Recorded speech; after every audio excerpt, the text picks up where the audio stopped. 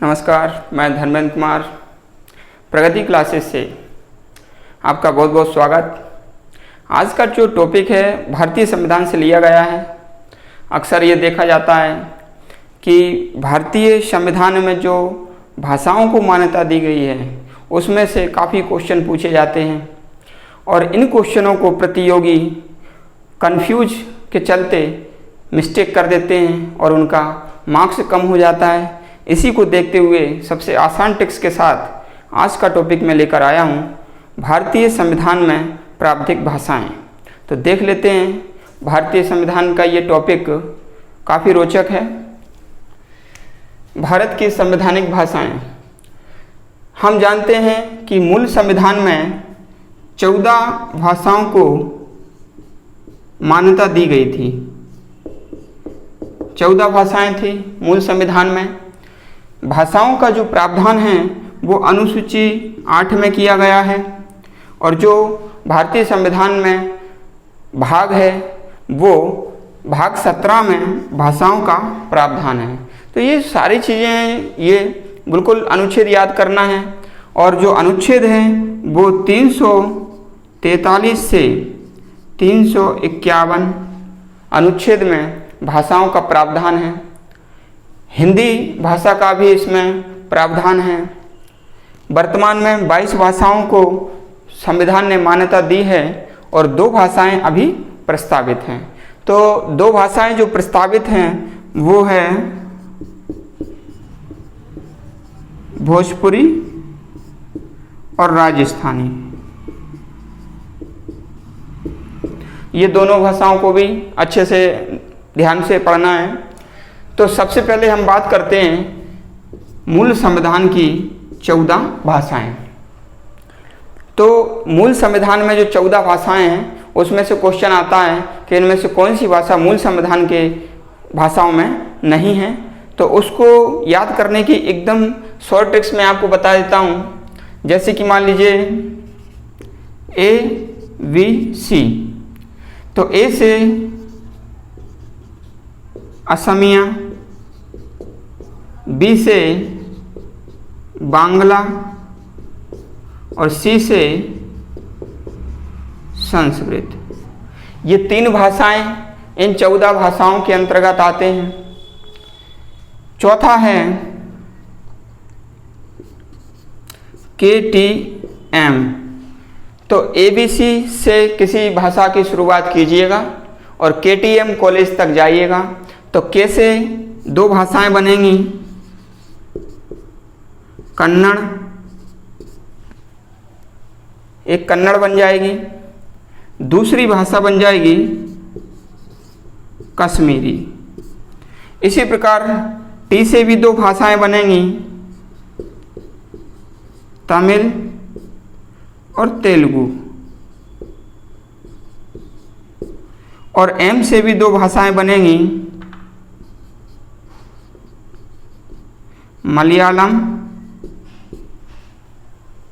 मलयालम और मराठी।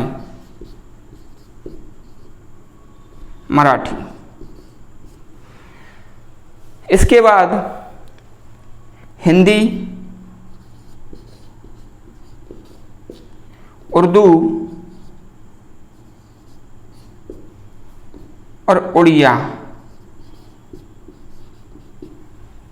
इसके बाद पी से पंजाबी और जी से गुजराती। तो एक ट्रिक इसके लिए है, ABC, KTM और हिंदी, उर्दू और उड़िया और PG। यानी कि किसी भी भाषा को सीखने के लिए सबसे पहले उसकी ABC जानना पड़ती है। ABC से शुरुआत कीजिएगा और KTM कॉलेज, मध्य प्रदेश के शिवपुरी जिले में KTM कॉलेज है। तो KTM कॉलेज में पढ़िएगा और हिंदी, उर्दू और उड़िया भाषा से PG कीजिएगा। PG माने पोस्ट ग्रेजुएशन। तो आपकी ये देखो 3 भाषाएं ये हो जाएंगी, 3 भाषाएं ये हो जाएंगी, 6 भाषाएं ये हो जाएंगी, फिर 3 भाषाएं ये हो जाएंगी और 2 भाषाएं ये हो जाएंगी।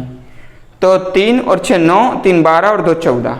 तो 14 भाषाओं को याद करने का सबसे अच्छा तरीका है ABC, KTM, Hindi, Urdu, Odia, PG। ABC से शुरुआत करो, KTM कॉलेज में पढ़ो, हिंदी, उर्दू और उड़िया से उसमें PG कीजिएगा। 14 भाषाओं का ये सबसे आसान ट्रिक है, इसको आप अच्छे से याद कर लीजिएगा। दूसरा है अनुसूची 8 और भाग 17 में भाषाओं का प्रावधान है, ये आप याद कर लीजिएगा। अनुच्छेद 343 से 351 अनुच्छेद के अंतर्गत हिंदी का प्रावधान है, ये भी आप याद कर लीजिएगा। वर्तमान में 22 भाषाएं हैं, इनमें से 14 तो ये मैंने आपको बता दी हैं, प्रस्तावित 2 हैं, वो ये भोजपुरी और राजस्थानी हैं। अब देखते हैं कि वो कौन सी भाषा है जो 15वें नंबर की भाषा है। तो संविधान के अंतर्गत कुछ संशोधन किए गए थे, जिससे कुछ भाषाओं को संविधान में इंक्लूड किया गया है, यानी कि शामिल किया गया है। तो देखते हैं 15वीं भाषा। 15वीं भाषा वो सिंधी है, जिसे सिंधी भाषा 15वीं है, जिसको 21वें संविधान संशोधन द्वारा 1967 में जोड़ा गया था। इसके बाद 3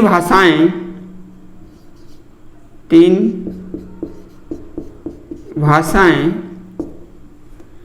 नमक, यानी कि ना से नेपाली, माँ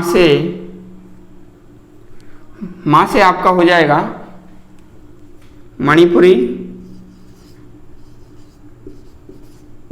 और के से हो जाएगा कोंकणी।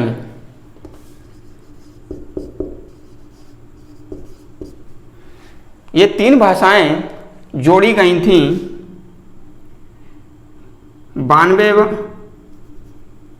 71वें संविधान संशोधन 1992 में। 21वें संविधान संशोधन 1967 में 15वीं भाषा जोड़ी गई थी, उसका नाम था सिंधी। फिर 3 भाषाएं नमक यानी कि नेपाली, मणिपुरी और कोंकणी 71वें संविधान संशोधन 1992 में जोड़ी गई थी। इसके बाद आता है 4 भाषाएं। ये 4 भाषाएं थी BDMS, यानी कि बोडो, डोंगरी, मैथिली और संथाली। तो ये 4 भाषाएं जोड़ी गई थी। ये जो 4 भाषाएं जोड़ी गई थी वो 92वां संविधान संशोधन 2003 में जोड़ी गई थी। तो देख सकते हैं 14 भाषाओं के लिए ट्रैक ये है। 15वीं भाषा है 21वें संविधान संशोधन 1967। फिर 3 भाषाएं इसमें जोड़ दी गई तो 18 हो गई। यहाँ पर भाषाएं 18 हो गई और 18 में 4 जोड़ेंगे तो यहाँ पर भाषाएं 22 हो गई।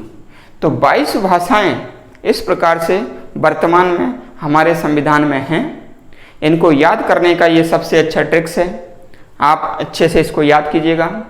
और अब लगातार वीडियो आते रहेंगे, आप अपनी रुचिपूर्ण अवस्था से इसको देखते रहिएगा, चैनल को सब्सक्राइब कीजिएगा। सभी का बहुत बहुत धन्यवाद।